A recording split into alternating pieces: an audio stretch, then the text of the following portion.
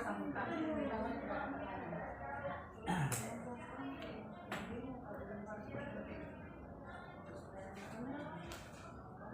Assalamualaikum warahmatullahi wabarakatuh. Waalaikumsalam warahmatullahi wabarakatuh. Bersyukur kehadirat Allah Subhanahu wa taala atas keberkahan dan inayahnya kepada kita semua sehingga kita masih bisa berjumpa di ruangan ini, dan sholawat dan salam kepada Rasulullah Nabi Muhammad SAW atas segala perjuangan beliau sehingga kita berada dalam ruangan ini dalam keberkahan ilmu yang sangat mulia bagi para guru semua. Kegiatan kita hari ini dalam rangka membersamai rekan guru kita, calon guru penggerak atas nama Ibu Marlina SPD GR, dalam rangka untuk melakukan diseminasi terhadap pembahasan yang selama ini dilakukannya dalam program guru penggerak. Sebelum kita memulai diseminasi ini, kita mulai dengan berdoa. Kita berdoa bersama dengan doa masing-masing. Kita mulai dengan doa bersama. Doa dimulai.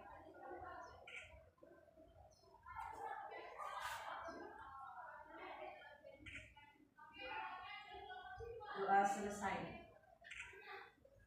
Selanjutnya, dalam rangka pembahasan ini kami mengharapkan kesambutan dari Kepala Sekolah SMK yang 6 Kendari, namun dalam hal ini Kepala Sekolah sedang ada kendala sehingganya diwakili oleh Bapak Wakasek bagian Humas dan Satgas, dan kepada Bapak Hengci Ibrahim SPD kami persilakan. Assalamualaikum warahmatullahi wabarakatuh. Waalaikumsalam.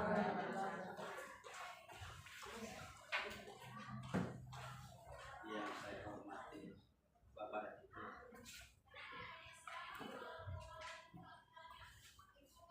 dan terutama Ibu pemateri. Alhamdulillah pada hari ini kita diberikan kekuatan sehingga kita masih bersama-sama ini dalam rangka rangkaian kegiatan daripada calon guru penggerak yang atas nama Muhammadiyah,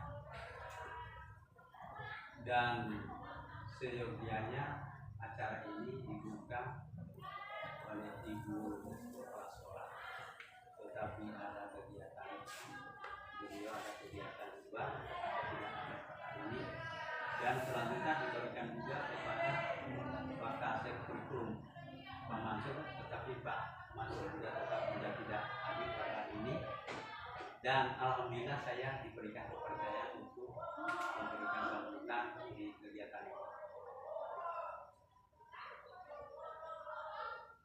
Kaitannya dengan kegiatan ini bahwa alhamdulillah kita berikan lebih bersyukur bahwa di SMK 6 ini sudah ada beberapa yang sudah menjadi guru penggerak. Di samping jadi guru penggerak ada juga teaching. Ada 2 orang di sini menjadi sebagai teaching sekaligus juga jadi guru penggerak.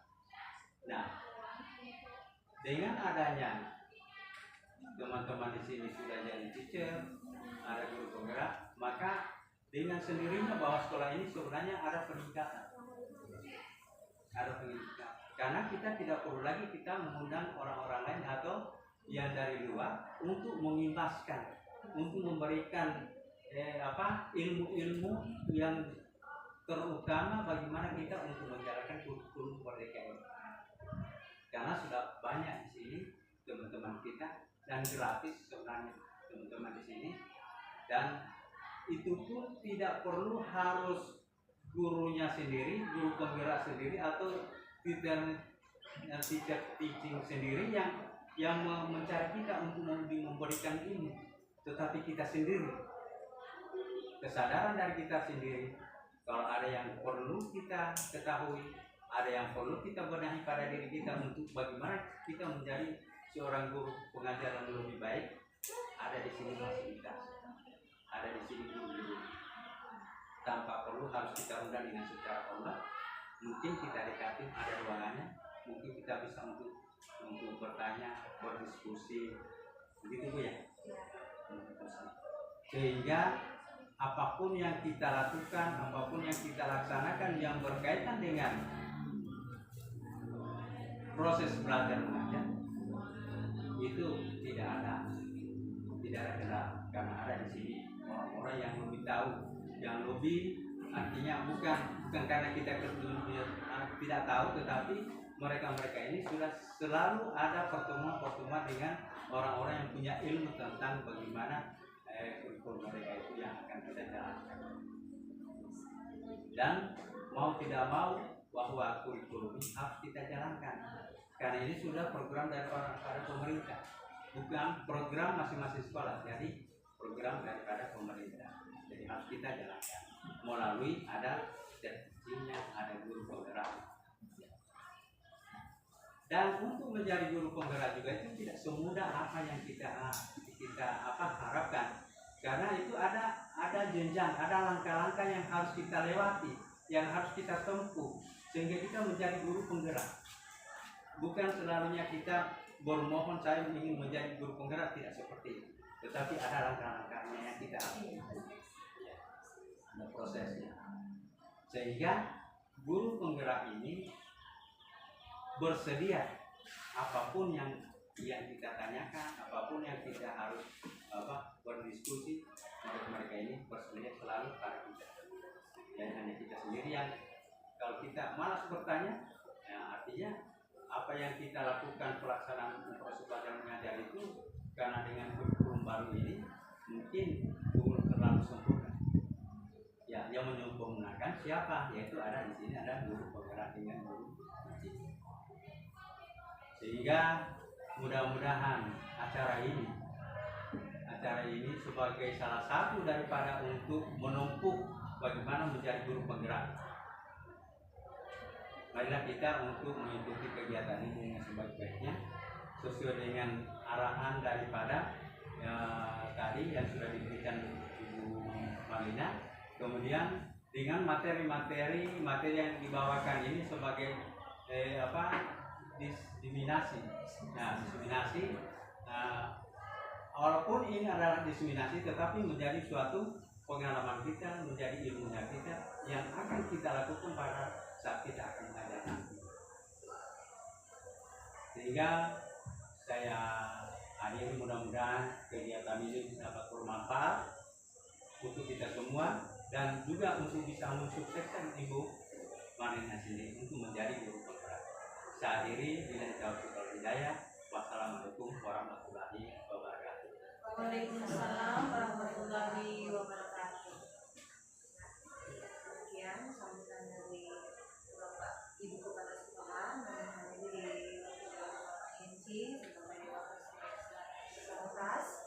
Dan selanjutnya untuk kami sampaikan kepada rekan guru bahwa untuk berjalannya lebih efektif dan efisien, kita serahkan secara keseluruhan kegiatan aksi nyata atau diseminasi kepada Ibu Marlina untuk memandu seluruh kegiatannya sampai pemaparannya selesai. Ya, selanjutnya kepada Ibu Marlina kami silakan. Terima kasih Ibu Moderator. Yang saya hormati Ibu Kepala Sekolah hari ini diwakili oleh Pak Ibrahim SPDMTB. Yang saya hormati Bapak Ibu yang hadir. Terima kasih telah meluangkan waktu untuk bisa berkumpul, bisa melaksanakan kegiatan saya pada hari ini, di mana itu aksi nyata kami di kelas 1.4 itu mendesimasi budaya positif atau pengibasan kepada teman-teman guru untuk budaya positif. Saya langsung saja untuk menghidupkan suasana karena kita mungkin sudah capek karena hujan, mengantuk, agar kita memunculkan aura positif kembali. Jadi saya serahkan kepada Bapak Guru untuk berdiri. Berdiri. Nah, untuk ice breaking-nya, ice breaking ini kita akan senyum selama 30 detik bersama teman samping kita atau bersama pasangan. Jadi silakan Bapak Ibu guru tersenyum sama teman 30 detik. Mungkin jangan lihat matanya atau apanya yang membuat kita lebih termotivasi lagi. Lihat senyumnya. Berarti kurang tadi.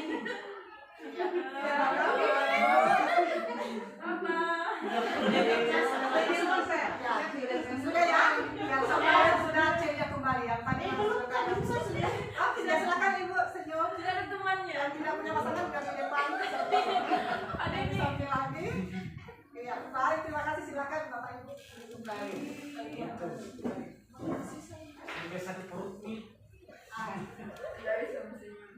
Selanjutnya, sebelum kita masuk pada acara pemaparan budaya positif tadi, kita mengadakan kesepakatan kelas atau kesepakatan forum diseminasi. Nah, saya sudah buat di sini ada 6 poin untuk forum kesepakatan kita. Boleh Bapak Ibu guru kalau misalnya yang masih perlu ditambahkan. Yang pertama itu menghargai siapapun, artinya siapapun yang berbicara kita dengarkan dengan baik atau kita beri kesempatan dia untuk berbicara. Kemudian menjadi pendengar yang baik, berpakaian rapi dan sopan. Kita di sini sudah. Kemudian izin saat keluar forum atau keluar kelas atau keluar ruangan. Kemudian boleh makan minum dengan tenang, silakan dinikmati konsumsinya. Kemudian memberikan masukan atau saran setelah dipersilahkan. Misalnya ada pemaparan atau misalnya ada hal-hal yang belum dimengerti atau mau dikomunikasikan, silakan diberikan masukan setelah dipersilahkan. Nah, selanjutnya untuk yang sudah tadi sepakat Bapak Ibu guru atau ada yang mau ditambahkan? Silakan. Merangkum semua ya. Baik, terima kasih. Nah, selanjutnya kita masuk ke materi kita tentang disiplin positif. Nah, seorang guru yang baik harus memiliki kemampuan dalam mewujudkan budaya positif sekolah atau kelas. Nah, budaya positif sekolah ini atau kelas ini dapat dijalankan dengan menerapkan konsep-konsep seperti di 6 poin ini. Poin pertama yaitu disiplin positif. Poin kedua, motivasi perilaku manusia. Poin ketiga, keyakinan sekolah atau keyakinan kelas. Poin keempat, kebutuhan dasar manusia. Dan poin kelima, posisi kontrol guru. Serta poin keenam, segitiga restitusi. Baik, sebelum kita melanjutkan ke slide berikutnya, Bapak Ibu guru, mungkin saya ingin mendengarkan menurut pendapat Bapak Ibu guru disiplin positif itu seperti apa?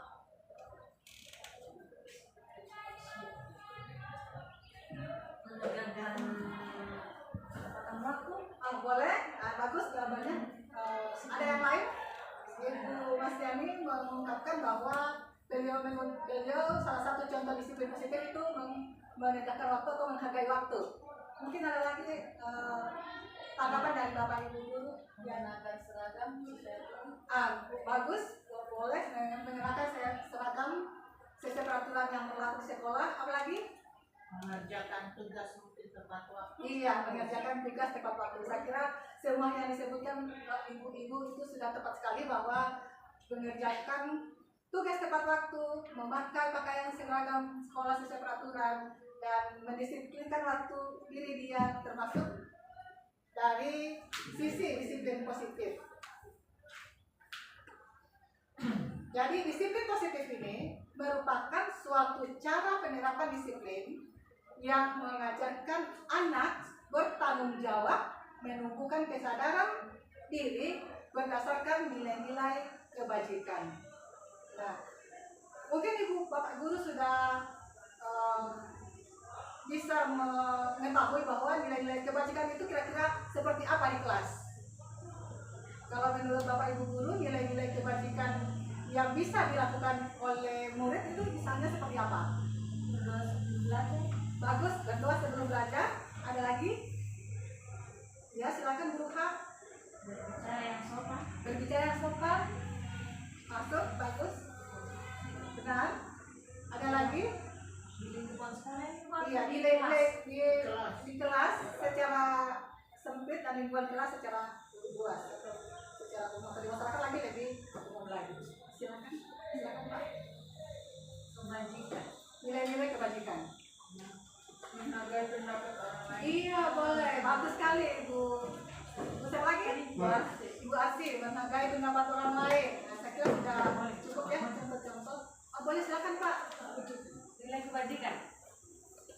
Kira-kira apa ya? Iya, menurut Pak ini nilai kebajikan itu seperti apa, Pak? Menghargai guru yang ada di kelas, Iya. mengerjakan tepat waktu. Kalau tidak suka membuli itu Kalau membuli berarti dia kebalikan dari nilai kebajikan. Nah, berarti tidak bagaimana kita seorang guru ketika mendapatkan murid yang melakukan hal-hal yang tidak sesuai dengan nilai-nilai kebajikan. Khususnya tadi yang dicontohkan oleh Ibu Guru adalah membuli. Membuli itu salah satu yang tidak bagus. Sangat melukai perasaan orang lain. Dan orang lain juga punya dampak negatif terhadap apa yang dilakukan. Sebagai guru, bagaimana cara kita untuk mendisiplinkan anak ini supaya tidak lagi melakukan hal-hal yang tidak baik. Muncul dalam dirinya menyadari bahwa apa yang dilakukan itu bisa bermanfaat bagi orang lain. Positif, bisa bernilai-nilai kebajikan, bisa menguntungkan bagi orang lain. Kalau tadi membuli, dia berarti merugikan orang lain. Nah, tugas kita sebagai pendidik bukan hanya mengajar, tapi bagaimana membina anak-anak kita supaya mereka mempunyai mental yang bagus, mental yang baik, dan tindakan mereka sesuai dengan nilai-nilai kebaikan. Baik, kita lanjut lagi. Nah, disiplin positif ini tujuannya sebenarnya lebih ke arah disiplin diri untuk mengontrol diri dalam melakukan segala tindakan. Seperti tadi disebutkan, kalau misalnya dia menyadari bahwa bullying itu tidak bagus, pasti dia akan, oh ternyata ini tidak sesuai dengan peraturan di sekolah. Karena di sekolah itu dia diajarkan nilai-nilai yang baik. Dalam hal ini menghargai orang lain atau tidak mengganggu teman di sekolah atau di kelasnya. Kemudian disiplin diri dapat membuat murid memahami dan menyadari tindakannya berdasarkan motivasi internal. Motivasi internal di sini maksudnya apa yang dia lakukan itu bukan karena terpaksa, bukan karena menghindari ketidaknyamanan, bukan menghindari hukuman, tapi dia sadar bahwa apa yang dia lakukan itu muncul dari dalam dirinya, kata hatinya, bukan akibat paksaan, ujian atau hukuman. Ibu Bapak Guru mungkin boleh memberikan contoh di sini motivasi internal ini seperti apa? Silakan. kalau saya yang Silakan Ibu. Atau Pak Adi dulu ya, silakan. Bolehkah sekaligus bertanya? Boleh. Ya, saya akan bertanya. ada sesinya. Yang pertama, Ah, supaya agak cepat saya agak mengulangi pikiran saya tadi. Yang pertama tentang motivasi internal. Motivasi internal berarti motivasi yang muncul dari dirinya sendiri. dirinya anak siswa. Hanya ada yang kata disiplin positif ini sebenarnya agak mengganggu pikiran saya. Karena kalau disebut ada disiplin positif pasti ada negatif. Berarti bisa ada sebuah kalimat yang bunyi seperti ini, disiplin negatif. Jadi andai saja ada disiplin negatif, bagaimana? Tapi kalau tidak bisa digunakan disiplin negatif, kenapa mesti harus ada positif? Kira-kira kenapa muncul sampai ada atas? tapi kembali ke pertanyaan tadi dulu sebelum menjawab pertanyaan yang tadi ini, misalnya Bapak dari contoh yang motivasi internal itu seperti apa dulu? Nanti kita kaitkan dengan tema kita tentang disiplin positif di sini. Oh iya. Iya. Kalau motivasi internal adalah saya kalau ada contoh ada sesuatu saya ingin belajar akuntansi misalnya.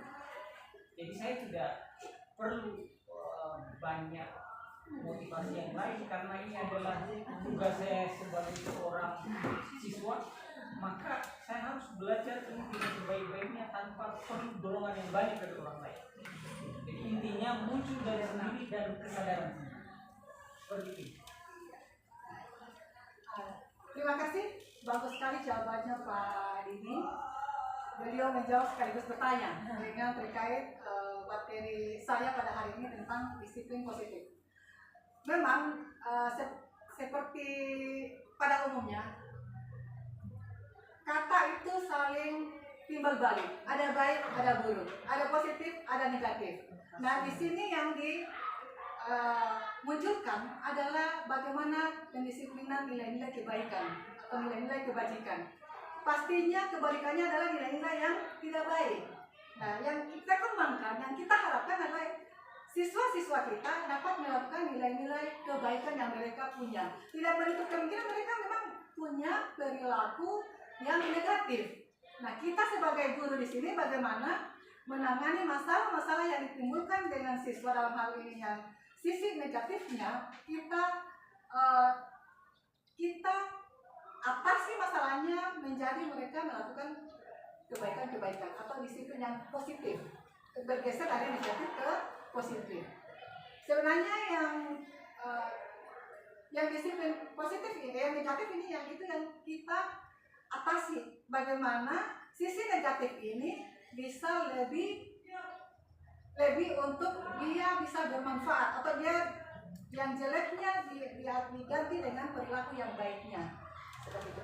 Nah, muncullah tadi motivasinya apa? Misalnya dia melakukan bullying, apa sih tujuannya? Hanya mengganggu temannya. Berarti yang dilakukan adalah negatifnya.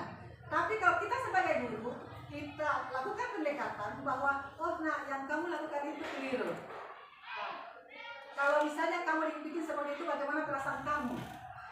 Dia akan sadar bahwa ternyata kalau misalnya saya dibikin begitu, pasti saya merasa sakit hati atau saya merasa terluka dengan perbuatannya. Jadi kita sebagai guru mampu mengarahkan dari dia menjadi tidak baik menjadi lebih baik lagi.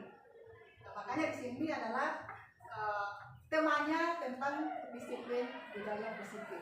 Ya, bagaimana Pak Dini? Saya kembalikan. Oke, kita lanjut lagi.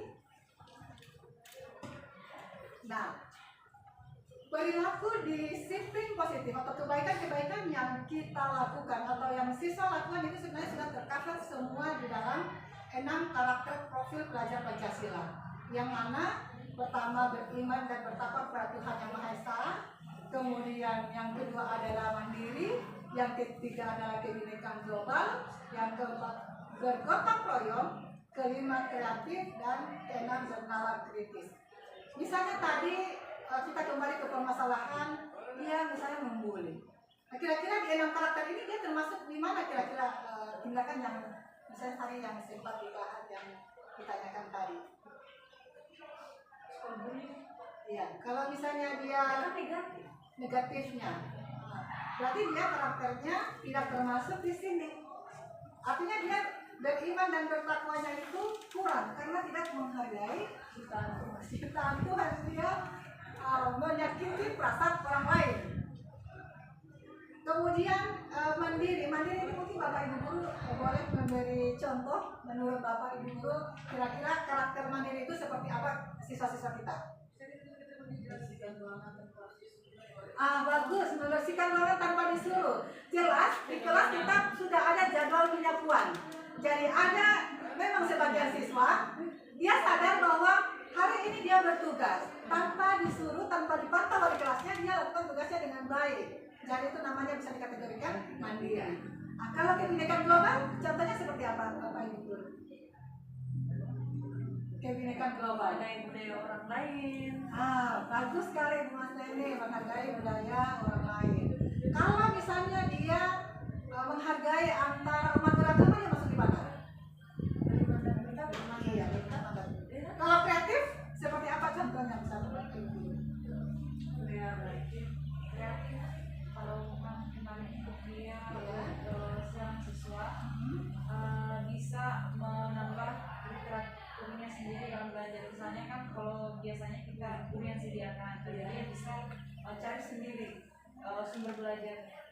Dia masuk di kreatif Ya, bagus sekali. Mungkin ada lagi yang lain, tak paham ya. Bagus sekali jawaban Ibu Vera bahwa kreatif itu dia bisa mencari atau menambah wawasannya dengan caranya sendiri, misalnya mencari literatur yang lain, baik itu mungkin lewat buku, koran, atau di Google untuk menambah pengetahuan dia. Ada lagi contoh yang lain untuk bernalar kritis. Seperti apa ini bernalar kritis? Ya, silakan Pak Dini. Seperti yang dibahasakan tadi, dia mencari materi sendiri, kemudian dia apa. Nah, ketika lompat ke bernalar kritis, dia bisa menilai ini apa ini yang saya dapat ini sudah benar atau salah, atau ini plagiasi atau tidak, atau sumbernya bisa dipertanggungjawabkan. Berarti dia mampu menyaring Jadi tidak sebatas kreatif saja, tapi lebih dari dia bisa menimbang benar salahnya, positif dan negatif. Saya kira seperti itu. Jadi di sini dalam hal ini bahwa bernalar kritis itu merupakan karakter yang paling tinggi ya di antara sebenarnya sejajar, saling berhubungan satu sama lain, tapi bernalar kritis ini lebih dari kreatif lagi. Mungkin begitu ya. Bernalar kritis. Baik, kita lanjut lagi materinya. Kemudian motivasi perilaku manusia. Nah, kira-kira apa yang memotivasi Bapak Ibu guru sebagai dalam bertindak, sebagai manusia dalam bertindak? ingin dipuji. Ingin dipuji, apalagi? Betul, ingin dipuji. Ya, karena memang kita sebagian besar itu kita sudah lakukan dengan harapan kita bisa dihargai atau dipuji oleh orang lain. Ada lagi? Menjadi lebih baik. Menjadi lebih baik. Supaya dapat teman baru. Dapat teman baru, berarti eksternal. Apalagi? Belajar untuk mendapatkan Menilai yang bagus, berarti motivasinya dia dari dalam diri. sadar karena itu memang sudah tugasnya. Sadar itu. Baik, Bapak Ibu guru, betul sekali bahwa banyak hal yang memotivasi kita dalam berperilaku. Di sini, sesuai ilmu yang kami dapat bahwa yang membuat kita termotivasi berperilaku itu ada 3. Yang pertama, untuk menghindari ketidaknyamanan atau hukuman. Ya, kalau yang kedua adalah untuk mendapatkan imbalan atau penghargaan orang lain, seperti contohnya tadi untuk dipuji. Yang ketiga, untuk menjadi orang yang mereka inginkan dan menghargai diri sendiri dengan nilai-nilai yang mereka percaya. Jadi yang pertama itu untuk menghindari hukuman. Misalnya kayak kita sebagai guru, supaya kita tidak ditegur oleh kepala sekolah, maka kita buatlah perangkat pembelajaran. Jadi untuk menghindari ketidaknyamanan atau menghindari hukuman. Atau kita misalnya supaya tidak ditegur di rapat pimpinan, kita rajin upacara. Nah, itu berarti untuk menghindari ketidaknyamanan. Selanjutnya, untuk mendapatkan imbalan atau menghargai orang lain ini, misalnya kita berbuat sesuatu karena untuk ingin hargai. Selanjutnya yang ketiga adalah inilah yang memotivasi diri kita sehingga kita melakukan hal-hal yang baik, yang positif. Jadi motivasi itu sebenarnya ada 2, yaitu motivasi dari dalam diri kita atau internal dan motivasi dari luar diri kita atau eksternal. Jadi kalau misalnya untuk menghindari ketidaknyamanan itu dia masuk di eksternal. Kalau untuk mendapatkan imbalan dan menghargai orang lain masuk di mana? Eksternal. Betul. Untuk menjadi orang yang mereka inginkan dan menghargai diri sendiri dengan nilai yang mereka percaya masuk di internal. Inilah yang paling penting adalah kita bagaimana secara sadar bahwa apa yang kita buat itu adalah atas kemauan dari dalam diri sendiri tanpa niat apapun. Misalnya niat untuk dipuji atau untuk mendapatkan penghargaan. Nah, selanjutnya untuk melaksanakan motivasi tadi di kelas itu kita akan namanya sebagai standar untuk pelaksanaan namanya keyakinan kelas atau kesepakatan kelas atau kesepakatan sekolah. Pasti Bapak Ibu guru di kelas sudah membuat kesepakatan sebelum memulai pelaksanaan pembelajaran. Biasanya itu di awal-awal tahun ajaran baru ada namanya keyakinan kelas yang akan disusun oleh Bapak Ibu guru beserta muridnya untuk aturan atau standar apa-apa yang perlu dan tidak perlu dilaksanakan di dalam suatu kelas. Nah, jadi di sini ada studi kasus di mana mungkin setiap wali kelas pasti menemukan masalah ini, di mana Ibu Yanti, guru wali kelas 10 LP layanan perbankan, sedang bingung dengan sikap salah seorang muridnya yang sering datang terlambat sekolah. Ibu Yarna ini. Guru pikir karena ketua kelas sering melapor ke Ibu Yanti bahwa Raditya setiap hari datang terlambat dan tidak mengikuti pelajaran di jam pertama, sehingga banyak pelajaran yang tertinggal. Nah, pertanyaannya, jika Anda menghadapi situasi seperti Ibu Yanti, apa yang Anda lakukan?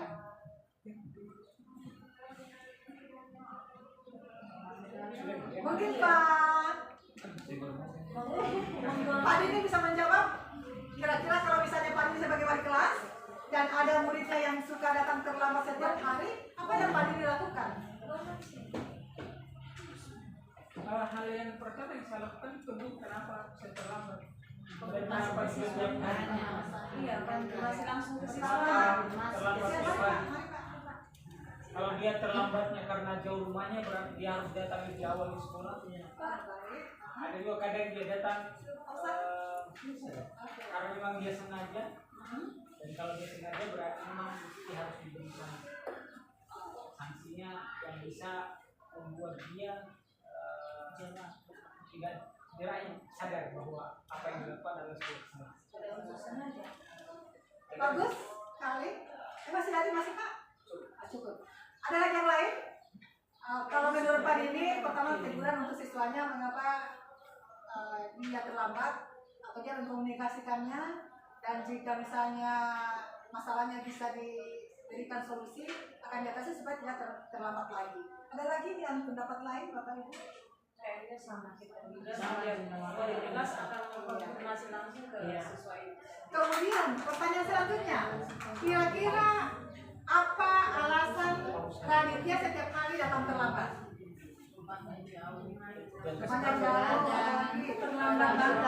Terlambat seperti ini tentu ada hal-hal yang perlu kita lakukan. Jadi pertama kita mau mengetahui dulu apa sih kebutuhan manusia itu. Nah, kebutuhan manusia itu di sini kalau menurut ilmu yang kami dapat ada 5, yaitu untuk bertahan hidup, yang kedua kasih sayang dan rasa adil, ketiga untuk penguasaan, keempat kebebasan, dan yang kelima itu kesenangan. Dalam manusia itu dia butuh kesenangan, butuh kebebasan, butuh sebagai penguasa, butuh disayangi, butuh rasa diterima, dan butuh untuk bertahan hidup. Nah, kita kembali ke kasus tadi dengan siswa kita yang datang terlambat tadi, kira-kira untuk alasan bertahan hidup ini dia bagaimana tadi kira-kira permasalahannya? Cari banyak alasan supaya dari dikasih keluar. Jadi itu bentuk dari bertahan hidupnya. Banyak mencari alasan. Dan dia beralasan bahwa dia terlambat karena mungkin semalam menjaga ibunya yang sakit, atau mungkin dia terlambat karena bannya kempes, sehingga dengan itu dia tetap masuk di kelas untuk belajar. Nah, kalau dalam poin kedua, kasih sayang dan rasa diterima, kira-kira berdasarkan kasus tadi dia kalimatnya seperti apa? Kasihan Ditanya alasan keterlambatannya. Iya. Berarti dia di sini butuh Kalau alasannya perhatikan. Mungkin selain orang tua, guru, dia memang butuh perhatian. Misalnya dia kalau tidur terlambat, orang tuanya mengingatkan dia, sudah jam 9, tidur segera dulu supaya besok tidak terlambat. Nah, kalau kita guru, kita kasih nasihat dia bahwa sebaiknya atur waktumu baik-baik agar kamu datang terlambat. Nah, itu namanya Rasa kasih sayang kita ya. iya, kasih sayang kita kepada si Raditya tadi yang terlambat. Kalau penguasaan atau penguasa untuk menjadi penguasa. Kayak dia merasa jago mungkin kalau dia terlambat di. Kalau dia penguasa dari kasus tadi, dia penguasa di sini dia ingin berkuasa. Berarti dia ingin Selalu alasannya diterima. Dia ingin alasannya diterima. dia mau dia jawab kalau dia terlambat. Dia untuk beranggapan bahwa terlambat itu hebat. Dia beranggapan bahwa terlambat Tidak itu ada apa-apa. ya ada Tidak apa-apa, ada ada konsekuensi. konsekuensi. Iya. Jadi kasus-kasus seperti tadi sering kita dapatkan di setiap hari di kelas atau sama murid-murid kita. Kemudian kebebasan. Kebebasan di sini berarti Raditya mau melakukan apa saja sesuai yang dia kehendakinya. Entah itu mungkin di rumah dia main game sehingga dia terlambat bangun, entah itu mungkin dia sebenarnya terlambatnya hanya dia masuk di ruang kelas, di ruang sekolah, tapi dia sudah berada di lingkungan sekitar sekolah. Kalau kesenangan, Yang merasa terlambat itu Sensasinya. Ada sensasi. tersendiri kalau dia ya, mungkin dia merasa puas kalau diperhatikan, merasa jadi tadi hebat kalau dia terlambat. Jadi kesenangan ini bagaimana dia melakukan sesuatu untuk merasa bahagia, dia senang, dia happy dengan apa yang dia lakukan. dia senang dia terus jadi pusat perhatian. Jadi keyakinan kelas tadi, adanya masalah-masalah tadi yang akan istilahnya itu sebagai standar aturannya adalah keyakinan kelas atau keyakinan sekolah. Misalnya datang tadi tepat waktu, kemudian bertanggung jawab, saling menghargai, ramah, sopan, dan menjalankan tugas dengan baik. Nah, jadi masalah-masalah tadi sebenarnya kita sudah tetapkan di awal sebelum kita memulai kegiatan pembelajaran dalam tahun berjalan. Jadi kalau misalnya Raditya terlambat dalam kasus tadi, kita kembalikan ke keyakinan kelas, karena keyakinan kelas ini bukan hanya orang lain yang bikin, tapi guru bersama murid di kelas. Jadi kalau misalnya murid membuat keyakinan, kita akan ingatkan ke dia bahwa apa kira-kira yang dia langgar dari tindakannya tadi. Kesepakatan kelas yang mana yang dia tidak lakukan, atau kesepakatan kelas mana yang dia langgar dari keterlambatannya. Jadi dia tidak menghargai waktu atau tidak disiplin waktu. Baik, kita lanjut lagi. Tadi kebutuhan dasar manusia itu ada 3, yaitu pertama untuk mendapatkan pujian, mendapatkan penghargaan, dan muncul dari dalam dirinya sendiri atau motivasi internal. Ada pernyataan, ketika seorang murid melakukan sesuatu perbuatan yang bertentangan dengan nilai-nilai kebajikan atau melanggar peraturan, hal itu sebenarnya dikarenakan mereka gagal memenuhi kebutuhan dasar mereka. Misalnya seperti apa? Tadi misalnya yang dia tidak terpenuhi di situ adalah dari masalah Adit, apa yang tadi yang tidak terpenuhi, kasus keterlambatannya, perhatian dia, karena tidak diperhatikan oleh orang tuanya mungkin di rumah, sehingga dia datang terlambat.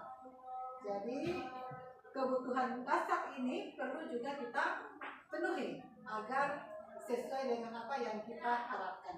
Baik kita sebagai guru ataupun murid kita yang mengharapkan diperlakukan dengan baik dari guru-gurunya sekolah. Kemudian posisi kontrol guru.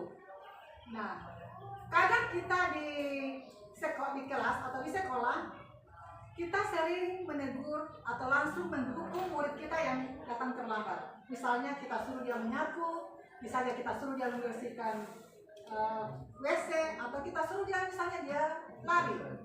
Jadi posisi kontrol guru di sini menurut ilmu yang kami dapat ada 5. Pertama itu guru sebagai penghukum, 2 guru sebagai pembuat rasa bersalah, yang ketiga guru sebagai teman, 4 guru sebagai pembantu, dan guru sebagai manajer. Kalau di posisi kontrol guru sebagai penghukum, kira-kira menurut Bapak Ibu seperti apa misalnya kasusnya? Dia terlambat disuruh cuci WC. Iya, setiap terlambat disuruh cuci WC. Ada lagi? Pukul. Iya, tidak mengerjakan tugas dari pukul. Apalagi misalnya Diskors misalnya tidak masuk beberapa jam di kelas.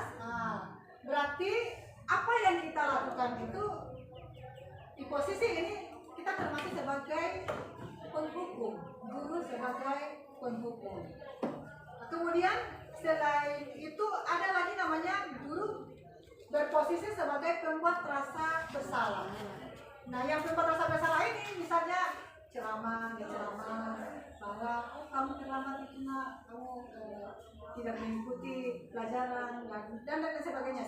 Sebenarnya harapan orang tua itu kamu adalah anak yang bisa berprestasi di sekolah. Jadi tidak seperti itu. Yang menceramahi siswa itu adalah guru sebagai pembuat rasa bersalah. Dengan arahan yang kita berikan, dia merasa dirinya bersalah. Kemudian guru sebagai teman. Guru sebagai teman ini misalnya seperti ini. Ayo Nana, kerjakanlah tugasmu dengan baik. Masa hanya begitu tidak bisa? Artinya dia, berarti posisi kita adalah sebagai teman. Kemudian sebagai pemantau. Sebagai pemantau ini kita bicara sendiri. Misalnya kita lihat siswa yang kita tulis, si Adit terlambat. Kemudian kita lagi dikasih pengarahan supaya dia tidak terlambat. Itu namanya sebagai pemantau. Kemudian ada namanya guru sebagai manajer. Nah, ini yang sebenarnya kita harapkan, kita itu bukan sebagai penghukum atau pembuat rasa bersalah sebagai teman atau hanya sekedar memantau, tapi diharapkan guru itu sebagai manajer. Nah, untuk melaksanakan itu ada namanya segitiga restitusi atau 3 cara untuk menyelesaikan permasalahan yang kita temui di lapangan atau di kelas. Nah, segitiga restitusi ini pertama itu memfasilitasi tindakan yang salah. Iya, misalnya apa alasan kamu melakukan hal yang tidak baik? Misalnya apa yang membuat kamu terlambat? Nah, itu namanya memfasilitasi tindakan yang salah. Nanti kita menanyakan apa alasan dia sehingga dia bisa melakukan hal yang tidak baik atau yang salah. Kemudian menanyakan keyakinan. Yang pertama yang distabilkan identitas, yaitu dia akan melakukan baik di mencari pokok permasalahannya. Kemudian yang kedua adalah menanyakan keyakinan.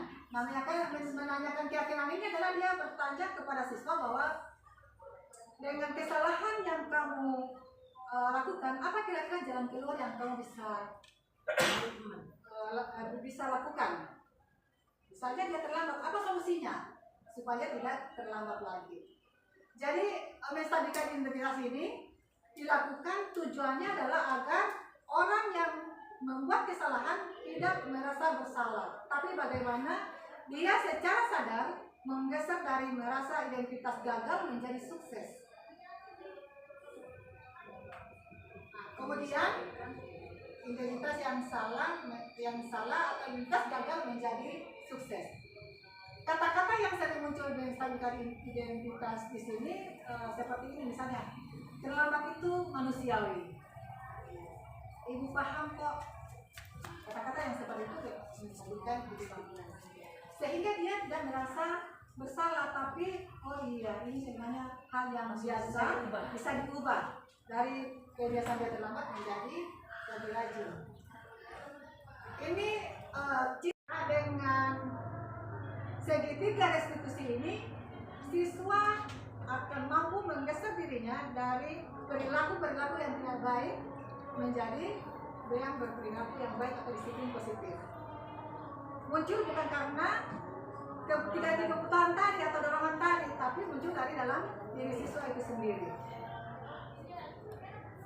Selanjutnya menanyakan keyakinan di sini dilakukan untuk memberi pertanyaan-pertanyaan bermakna kepada murid atau anak untuk memunculkan motivasi secara intrinsik atau yang dari dalam dirinya sendiri sehingga mampu mengaitkan keyakinannya dengan tindakan yang salah. Berarti dengan langkah yang kita tempuh tadi menanyakan keyakinan di sini, dia walaupun kita tidak tegur lagi setelah melakukan perbaikan, dia sudah sadar bahwa itu perlakuan yang tidak perlu dilakukan lagi. Jadi seorang guru yang baik harus memiliki kemampuan dalam mewujudkan budaya positif sekolah. Budaya positif tersebut tadi kita sudah bahas dalam poin, yaitu disiplin positif, motivasi perilaku manusia, keyakinan sekolah atau kelas, kebutuhan dasar manusia, posisi kontrol guru dan segitiga restitusi. Ya, Bapak Ibu Guru, dari pemaparan saya mungkin ada hal-hal yang perlu ditanyakan atau atau masukan atau konfirmasi, silakan Bapak Ibu Guru, saya kasih kesempatan. Demikian pemaparan Ibu Marlina sebagai calon guru penggerak dalam program guru penggerak ini. Dia telah memaparkan beberapa aksi nyata atau hal-hal atau ilmu-ilmu yang telah didapatkan selama menjalankan program guru penggeraknya.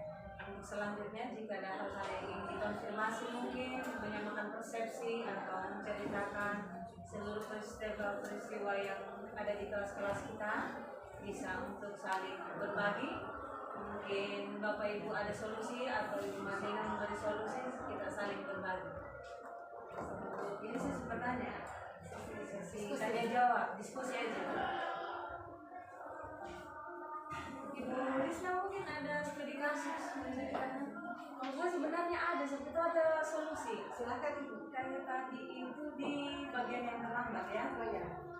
Bagi saya misalnya ada satu siswa di kelas, saya ceritakan saja ini, dia kan ngekos, yang ngekos otomatis orang tuanya tidak ada ya, jadi orang-orang yang istilahnya kebutuhan dasarnya otomatis tidak terpenuhi. Misalnya tadi itu mendapatkan perhatian kepada orang tua untuk mengingatkan kamu jangan bermain game sampai jam berapa, kamu jam 9 sudah tidur. Ketika semua kebutuhan dasar manusia itu tidak dia dapatkan, otomatis dia terlambat misalnya, dan itu sangat sering terlambat. Tapi bagi saya seperti yang Ibu bilang tadi, bahwa kalau dia terlambat ada yang namanya perilaku perilaku negatifnya itu atau perilakunya yang salah. Saya bilang kalau begitu, kalau kamu sering terlambat, berarti harus ada sikap baru yang menjadi benar kan? Nah, contohnya misalnya kalau kamu sering terlambat, berarti kamu yang harus paling rajin membersihkan kelas. Artinya itu yang saya inginkan, ada perilaku positif yang lainnya, ada perilaku barunya. Kalau seandainya saya membolehkan, sementara di sekolah ini yang namanya terlambat itu kemungkinan ada diakumulasi, bisa saja anak ini yang notabene dia terlambat terus, bisa saja dia dikeluarkan kan? Bagaimana cara saya untuk membuat anak ini bagaimana dia paham dengan aturan dan tertib sekolah, sehingga sebenarnya bagi saya bilang terlambat itu manusiawi, yang otomatis dia sementara di lain pihak juga dia tidak punya orang yang mengingatkan dia untuk bangun pagi. Bagaimana itu solusinya? Misalnya kalau sekolah akhirnya nanti memberikan vonis dia untuk dikeluarkan dari sekolah. Karena misalnya, notabene kita menganut paham seperti ini, menganut ya, bukan apa yang mempercayai bahwa semua orang itu bersalah, terlambat itu manusiawi. Sementara dia terlambat terus menerus. Bagaimana caranya untuk bisa ada pemakluman atau bagaimana? Tapi otomatis kata tertib harus ditegakkan, toh? Bagaimana itu? Terima kasih. Ya. Terima kasih Ibu Mas, pertanyaannya bagus sekali. Dan mungkin ini kita juga mengalami hal yang sama. Bukan hanya yang kos yang terlambat, tapi yang tinggal dengan orang tua pun sering terlambat. Jadi solusinya ada di segitiga restitusi. Memang kita perlu mengetahui dulu apa kebutuhan yang dia butuhkan. Misalnya tadi ada 6 poin tadi, kebutuhan bertahan hidup, kebutuhan rasa diterima, kebutuhan disayangi, kebutuhan diperhatikan, kebutuhan kebebasan dan kesenangan. Nah, ikos pasti dia dapatkan di situ kebutuhan namanya kebebasan. Beda dengan kalau tinggal sama orang tua, mungkin dia perhatiannya dia dapatkan. Di satu sisi dia dapatkan kebebasan, tapi juga di lain pihak dia mendapatkan teguran, dalam hal ini sering terlambat. Jadi solusinya adalah segitiga restitusi. Menurut ilmu yang kami dapat itu bahwa segitiga restitusi di sini itu validasi dulu tindakan yang salah. Apa yang salah yang dia lakukan? Mungkin yang dia salah itu dia terlambat bangun karena mungkin dia main game, sehingga setelah kita dapat apa akar masalahnya, kita kita akan bilang begini ke dia, berarti menanyakan keyakinan dia, apakah bisa dirubah kebiasaan itu. Setelah dia misalnya, oh iya Bu, insya Allah saya bisa rubah, bisa dirubah, kita pertama menstabilkan identitas, menanyakan apa yang dia lakukan, apa masalahnya, misalnya dia karena dia kos, kemudian validasi tindakan salah, apa yang salah dengan apa yang dia lakukan. Dan ketiga adalah menanyakan keyakinan dia, dari kebiasaan kamu yang sering terlakukan itu kira-kira bisa dirubah tidak? Kalau misalnya dia, insya Allah akan saya rubah, kita lihat kemudian nanti bagaimana perkembangan di dalam sehari-harinya. Jadi di sini sebagai guru mungkin kita juga bisa sebagai memantau atau memonitoring apa yang dia lakukan siswa tadi setelah mendapatkan masalah. Ya, jadi bukan hanya lagi segitiga restitusi, tapi posisi kontrak kita guru juga tetap kita lakukan dengan baik. Nah, setelah kita misalnya ada masalah, kemudian misalnya adalah segitiga restitusi tadi, identitas, misalkan identitas, menanyakan tindakan salah, menanyakan keyakinannya, ada lagi yang kita perlu lakukan adalah sebagai guru kita memantau bagaimana perkembangan dia setelah meyakini bahwa yang dilakukan adalah salah, kemudian akan dia berubah ke lebih baik lagi. Seperti itu. Mungkin ada beberapa guru yang bisa menambahkan, saya persilakan. Kita di sini sering saja, kita berbagi saja mungkin pengalaman. Artinya kami sebagai guru calon guru penggerak kehidupan manusia yang sudah serba tahu, tapi kita di sini adalah berbagi apa yang kita dapat di masalah di kelas atau mungkin dihadapi di sekolah atau di perwalian atau di jam-jam mengajar. Mari kita berbagi di sini. Mungkin dengan ilmu yang kita dapatkan itu kita bisa amalkan atau kita lakukan di tempat kita bertugas. Bagaimana? Saya kembalikan ke yang bertanya ini. Di segitiga restitusi itu semacam ada solusi.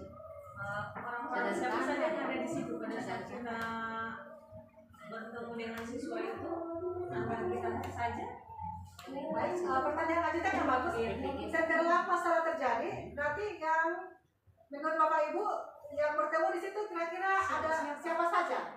Apakah dia siswa pihak pertama ada akan saya sebagai pihak kedua? Iya, pada saat kejadian kita hanya berdua dengan siswa yang bersangkutan.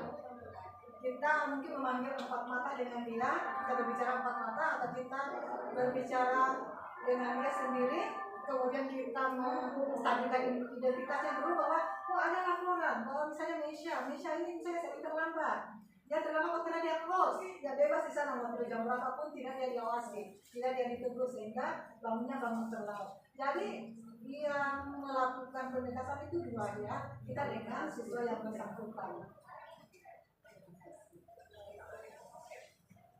Tapi kalau misalnya juga hanya berdua tidak ada perubahan, atau setelah kita monitoring tidak ada perubahan, tentu kita akan komunikasikan dengan orang tuanya atau walinya bahwa sebenarnya keadaan si A atau si B ini tidak seperti ini. Mungkin karena dia pengaruh kos, tidak ada yang awasi kebebasan yang dia punya sehingga dia tidak memperhatikan disiplin waktu yang diberikan sekolah. Jadi komunikasi antara siswa dengan juga orang tuanya atau walinya. Terima kasih.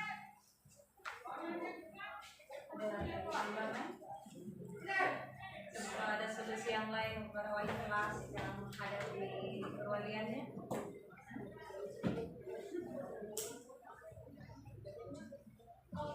silakan Bapak Ibu. Ada solusi boleh. mencari solusi itu pengalaman saya kemarin itu kebetulan saya bertanya sama salah satu sebelumnya. Jadi karena memang kita betul-betul pertama kali mengajak, nah ada dia memang begitu juga kasusnya sering terlambat, sudah mungkin sebenarnya segitiga restitusi itu nama baru saja, tapi sudah diterapkan. Jadi memang Pak Guru itu dia sudah kontrol ini sudah tapi tidak ada perubahan, tapi dia posisinya tinggal dengan neneknya. Nah, seperti itu. Terus solusi terakhirnya itu Bu, ini juga mungkin seperti yang dibilang tadi, ternyata beratnya. Ya, ternyata memang berat itu. Jadi solusi terakhirnya setiap pagi kalau ikut telepon siang, setiap setelah dia selesai dia terbangun, supaya dia bangun. Ya, supaya dia bangun sekolah. Jadi saya lihat sampai kemarin terus itu masih begitu. Ini solusi terakhirnya karena sudah berapa kali ada perubahan, setiap perubahan nggak pernah berarti seperti itu, karena sudah beberapa kali tidak ada sebenarnya dia seperti itu. Ini anak dia semacam apa ya, entah dia pintar telepon atau bagaimana. Kita mau telepon ini Bu ini sudah bertingkat, ini itu alasannya sudah ditelepon misalnya habis sholat subuh gitu tidak pernah aktif. Jalankan ini. Nah, selalu dia bilang tidak ada pergerakannya, telepon biasa tidak pernah aktif. Kita juga ingin seperti itu yang Bapak katakan. Ini sholat subuh ya kita telepon. Hanya itu nih. Tidak bisa ditelepon.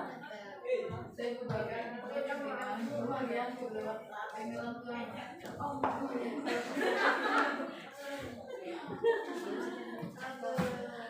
Masih ada lagi? Kita tanya dulu. Cukup. Kalau tidak ada kita berdiri dulu untuk break. Kalau apa yang tanya? Smile? Oke, smile lagi sekarang. Kita diskusinya kita beri teman-teman bilang ini kita beri dia W, itu beri dia W, kita beri dia O, kita beri dia W, kita aja Wow, keren. Ulang kan? Apa? Diskusinya kita beri dia W, kita beri dia O, kita beri dia W, keren. Wow, keren. Oke? Kita mulai. Warna, kalau berdiri warna. Bukan Bunda. Oke? Sekali itu apa kalau yang bersemangat lagi kita bikin sebelum kita tutup. Kita mulai. Intinya kita beri dia nilai W. Silakan dulu 1, 2, 3. Kita Beri W, ada beri dia O, kita beri dia W. Oke, terima kasih Bapak Ibu. Kita angkat jari kita dengan jempol.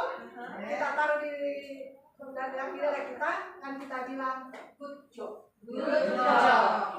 Kita apresiasi diri kita sendiri. Oke, terima kasih Bapak Ibu dulu. Assalamualaikum warahmatullahi wabarakatuh. Waalaikumsalam warahmatullahi wabarakatuh. Standing applause untuk Ibu Marlina. kita menyingkir. Mas Dani, terima kasih tadi sudah mengikuti kegiatan di belakang saya memaksimalkan budaya positif. Sebagai refleksi,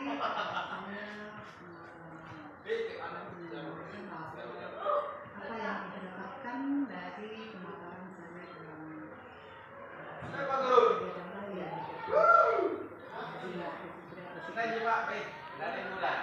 Dari pembahasannya Ibu tadi, saya mendapatkan beberapa hal baru. Buat saya itu adalah ilmu baru, karena saya juga belum terakomodir di program guru penggerak ini.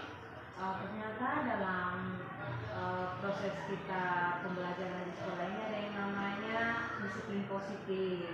Ada disiplin positif, kemudian ada yang namanya posisi kontrol guru. Untuk saya itu baru saya tahu itu ada yang namanya posisi kontrol guru. Ternyata ada yang namanya guru sebagai penghukum, guru sebagai membuat rasa bersalah, dan saya tidak sadar mungkin selama ini saya sudah melakukan hal-hal begitu Bu. Dan ternyata idealnya guru itu adalah sebagai guru sebagai manajer. Ya, mudah-mudahan saya melakukan perubahan dengan itu. Kemudian ada yang namanya menyelesaikan masalah antara peserta didik dengan proses pembelajarannya itu ada segitiga restitusi. Ternyata segitiga restitusi itu ada langkah-langkahnya. Saya terus terang baru tahu itu di pemaparan Ibu tadi. Ternyata sangat penting dalam rangka menyelesaikan masalah yang sering kita hadapi kita sebagai wali kelas. Ya. Yang ini kemudian terkait dengan kebutuhan dasar manusia ya. Ternyata ya saya juga baru sadar kalau peserta didik bisa melakukan itu karena mungkin ada beberapa kebutuhan dasarnya yang tidak terpenuhi. Ya, dari pemaparan Ibu itu saya menjadi tahu, dan sebagai guru saya berusaha untuk berusaha memahami supaya saya tidak mudah melakukan menilai siswa itu seperti semau saya. Insya Allah saya berusaha untuk melakukan perubahan.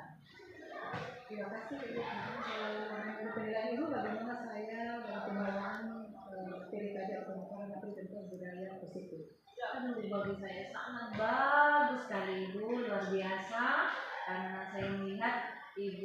memaparkan dengan detail, kemudian yang contoh-contoh yang relate dengan kehidupan kita sehari-hari di sekolah ini, dan Ibu termasuk presenter atau yang memaparkan materi energi, ya jadi membuat saya kayak antusiasme sekali kalau untuk saya, karena saya tahu ilmu yang Ibu sampaikan itu adalah ilmu baru buat kami yang pastinya hanya didapatkan pada saat di program guru penggerak. Dan saya Ibu sangat luar biasa dalam melakukan pemaparan materi tadi. Baik, terima kasih. Kemudian mungkin Ibu ini ada cara Kepan bagaimana? Mungkin tertarik kontribusi dari guru penggerak. Oh, tertarik terus. Sebenarnya saya tuh sering sekali mendaftar, hanya tidak pernah lolos. Semoga kita akan dapat. Amin ya Allah. Insya Allah saya berusaha setiap ada giliran atau dapat zonanya saya selalu mendaftar. Hanya itu nih saya selalu terkendala pada saat seleksinya itu. Seleksi tahap 2 ini saya selalu tidak lolos. Semoga berikutnya sudah lolos. Amin. Amin.